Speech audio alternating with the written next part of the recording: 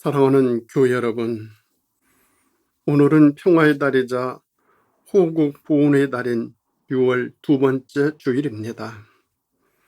우리 모두의 삶의 터전과 우리나라와 민족 위에 주님의 평화와 평강이 가득하기를 기원합니다. 오늘 경건한 마음으로 예배드리는 모든 성도님들에게 주님의 은총과 축복이 함께 하시기를 바랍니다. 항상 코로나19에 주의하면서 거리 두기와 방역 수칙을 지키며 건강에 더 유념하시기 바랍니다. 이 주간에도 소망하고 기도하시는 일들마다 주님의 인도하심과 축복하심이 함께 하시기를 기도드립니다. 오늘 우리에게 주시는 하나님의 말씀은 사도행전 3장 1절에서 10절 말씀입니다. 제9시 기도 시간에 베드로와 요한이 성전에 올라갈새 나면서 못 걷게 된 이를 사람들이 메고 오니 이는 성전에 들어가는 사람들에게 구걸하기 위하여 날마다 미문이라는 성전문에 두는 자라. 그가 베드로와 요한이 성전에 들어가려 함을 보고 구걸하거늘 베드로와 요한과 더불어 주목하여 이르되 우리를 보라 하니 그가 그들에게서 무엇을 얻을까요 바라보거늘 베드로가 이르되 은과 금은 내게 없거니와 내게 있는 이것을 네게 주노니 나사렛 예수 그리스도의 이름으로 일어나 걸으라 하고 오른손을 잡아 일으키니 발과 발목이 곧 힘을 얻고 뛰어 서서 걸으며 그들과 함께 성전으로 들어가면서 걷기도 하고 뛰기도 하며 하나님을 찬송하니 모든 백성이 그 걷는 것과 하나님을 찬송함을 보고 그가 본래 성전 미문에 앉아 구걸하던 사람인 줄 알고 그에게 일어난 일로 인하여 심히 놀랍게 여기며 놀라니라. 아멘. 오늘 말씀의 제목은 일어나야 할 자리입니다. 지금 우리 모두는 코로나로 인해 어렵고 힘든 시기를 보내고 있습니다. 마치 성전 미문에 앉아 구걸하는 안진뱅이처럼 많은 나라들이 백신이나 치료제를 구걸하고 있습니다. 이 코로나는 우리 모두의 삶을 안진뱅이로 만들었습니다. 그런데 이 코로나는 인간의 죄로부터 주어졌습니다. 거짓의 죄는 우리의 마음을 어둡게 만듭니다. 부정의 죄는 우리의 행동을 비뚤어지게 합니다. 교만의 죄는 우리의 생각을 그릇되게 만듭니다. 하나님은 인간의 죄를 심판하실 때 기근으로, 패전으로, 전염병으로 하셨습니다. 인류를 안전뱅이로 만든 코로나라고 하는 이 전염병은 우리 인간의 잘못에서 비롯되었기에 반드시 통렬한 찬미와 회개가 필요합니다. 즉 인류를 전염병으로 몰아넣은 어리석음에서 일어나야 합니다. 일어나기 위해서는 반드시 예수 그리스도의 구속의 은혜를 받아 예수 그리스도의 이름으로 일어나야 합니다. 계속 그 자리에 주저앉거나 누워서는 안 됩니다. 어렵고 힘들어도 일어나 걷고 뛰어야 합니다. 그리고 하나님을 찬미해야 합니다. 모든 것이 힘들고 어려울수록 유일한 희망은 하나님이십니다. 하나님을 믿고 찾고 부르짖어야 합니다.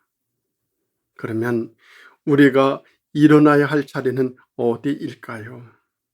첫째는 무능력의 자리입니다. 본문에 나오는 미문의 성전문은 높이가 약 23m, 넓이가 약 18m로 성전의 다른 문에 비해서 웅장하고 아름다웠으므로 미문이라고 불리게 되었습니다. 이처럼 아름답고 웅장한 성전문과 안전뱅이 된 거린의 모습은 매우 대조적입니다. 이 안전뱅이 거린은 타인의 도움이 없이는 생계를 유지할 수 없었습니다. 그는 안전뱅이라는 질병만 가지고 있었던 것이 아니라 자신의 힘으로는 살 수 없다는 자포자기의 생각을 갖고 있었으며 오로지 생명을 부지하기 위해서 날마다 미문을 찾았습니다. 안전뱅이는 육체뿐 아니라 정신과 영혼까지도 철저하게 병들어 있었습니다. 철저한 무기력과 무능력증에 빠져 있었습니다. 마음과 의지마저도 상실한 채 매일 죽어가고 있었던 것입니다. C.S. 루이스의 대표작 가운데 순전한 기독교라는 뛰어난 기독교 변증서가 있습니다. 이 책 4부에 가장합시다 라는 장에서 루이스는 이런 이야기를 들려주고 있습니다. 얼굴이 너무너무 못생긴 한 남자가 있습니다. 못생겨서 사는 게 괴롭고 거울 보는 것을 고통스러워했습니다. 그래서 생각 끝에 얼굴을 가리기 위해 가면을 쓰고 다니기로 합니다. 기왕이면 잘생긴 가면을 쓰자고 생각한 이 남자는 알랑들렁 좀 들 것 같은 눈 크고 핸섬한 가면을 쓰고 다녔습니다. 그런데 그 가면을 얼마나 오래 쓰고 다녔던지 나중에 가면을 벗자 얼굴이 아예 그 가면의 얼굴과 똑같이 변해 있었습니다. 여기서 루이스는 위장했던 것이 현실이 되었다고 설명하면서 바로 이 점을 복음의 본질과 연결시킵니다. 루이스는 위장했던 것이 현실이 되는 예를 몇 가지 더 듭니다. 살다 보면 별로 친하지 않은데 괜히 친한 척 하다가 진짜 친해지는 경우가 있습니다. 또 우울한데 기쁜 척 했다가 마음이 더없이 기뻐지는 경우도 있습니다. 엄마가 돌도 않는 아기를 안고 하는 말을 들어보십시오. 갓난 아기는 아무 말도 못 알아듣는 것처럼 보이지만 엄마는 계속해서 전 많이 먹었니? 배불러? 기분 좋아? 응가했니? 하고 자꾸만 물어봅니다. 사람들이 보기에는 도대체 그 애가 무슨 말을 알아듣는다고 저러나 싶지만 하지만 엄마는 아기가 마치 말을 알아듣는 양 계속 말을 건넵니다. 그래서 결국 말을 배우게 됩니다. 우리의 힘과 능력은 오로지 주님으로부터 나옵니다. 주님을 바라보고 이제 불평과 불만, 무기력과 무능력, 좌절과 포기의 자리에서 일어나십시오. 하나님께서 힘과 능력을 주십니다. 하나님이 함께 하시면 모든 불가능이 가능으로 바뀌게 됩니다. 늦었다고 생각하지 마십시오. 다음부터라고 기회를 미루지도 마십시오. 바로 지금 하나님을 믿고 능력을 구하십시오. 그것이 우리의 믿음입니다. 우리 모두 무능력의 자리에서 일어나 걷고 뛰고 찬미하는 능력의 복된 삶 꼭 되어질 수 있기 바랍니다. 그런가 하면 두 번째로 우리가 일어나야 할 자리는 이기적인 자리입니다. 안진뱅이는 사람들을 볼 때마다 무엇을 찾고 얻으려고 하였습니다. 자신은 받는 사람이고 남은 주는 사람으로 생각하였습니다. 주면 좋아했고 안 주면 욕하고 원망하였습니다. 이기적이고 자기 중심적인 사람입니다. 무엇이든지 자기의 입장에서만 생각하고 판단하고 심판하였습니다. 그래서 베드로와 요한은 안진뱅이에게 무엇인가를 주려고 하였습니다. 금이나 은이 있었으면 주었을 것입니다. 돈이나 물질이 있었다면 다 주었을 것입니다. 하지만 안진뱅이가 원하는 물질적인 것이 전혀 없었습니다. 그들이 가지고 있었던 것은 오직 예수님밖에 없었습니다. 그래서 나사렛 예수 그리스도의 이름으로 걸으라고 하였습니다. 나사렛 예수 그리스도의 이름을 주었을 때 걷고 뛰고 찬미하는 기적이 나타났습니다. 순간적인 물질의 문제뿐만 아니라 삶 전체의 문제가 해결되었습니다. 줄 때 기적은 나타납니다. 받으려고만 하는 거지 근성에서 이제는 베풀고 대접하고 섬기는 정신으로 살아갈 때 그때 큰 기적이 일어납니다. 세상에서 가장 행복한 사람이 되는 법이라는 글을 보면 자기 자신을 사랑할 줄 아는 사람, 자기를 우애하듯 이웃을 우애할 줄 아는 사람, 세상 사람들을 가엾이 여길 줄 아는 사람, 많은 사람들의 이익을 위해 헌신할 줄 아는 사람, 남의 행복 속에서 자신의 기쁨을 찾는 사람, 이런 사람이라야 세상의 많은 사람 가운데 가장 행복한 사람입니다. 행복은 저 멀리에 있지 아니하고 가까이에 있습니다. 아니, 우리 손 안에 있습니다. 손 안에 있는 행복을 꼭 줄 수 있는 사람은 나를 사랑하고 남을 사랑하고 우리를 사랑하고 그 속에서 기쁨을 찾는 사람입니다. 그런 사람은 행복을 자기 안에서 발견한다고 합니다. 우리 서로를 소중히 아끼며 살아야 하겠습니다. 운명이라는 것은 그림자와 같기에 언제 우리들 삶에 끼어들어 서로를 갈라놓을지 모르기에 서로 함께 있을 때 소중함을 깨달을 수 있어야 합니다. 거기에 진정한 평화가 자리를 잡습니다. 작은 말 한마디라도 타인에게 상처를 주지 아니하였는지 항상 자기 자신을 돌아보아야 합니다.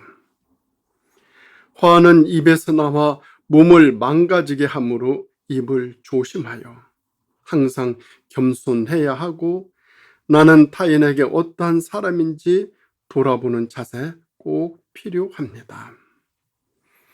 타인에게 소중한 사람이 되려면 먼저 타인을 소중히 생각해야 합니다. 항상 나보다 먼저 남의 입장이 되어 생각하는 넓은 마음이 되어야 하겠습니다.